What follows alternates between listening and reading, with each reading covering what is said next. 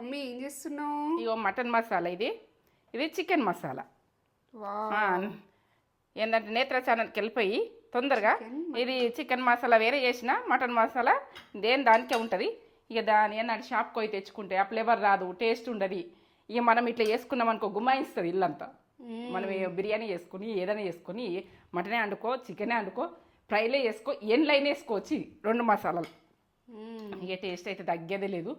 కమ్మగా వాసన వస్తుంది, ఇల్లంతా గుమ్మాయిస్తుంది. ఇవి పొడి చేసుడు ఏందో కానీ. నేత్ర ఛానల్కి అర్జెంట్ వెళ్ళిపోండి, ఒక లైక్ కామెంట్ ఇయ్యి. నీకు కమ్మతనం వాసన వచ్చే ఏం చెప్పలేదు నాకు. అంత కమ్మగా ఉంది వాసన, గుమ్మాయిస్తుంది.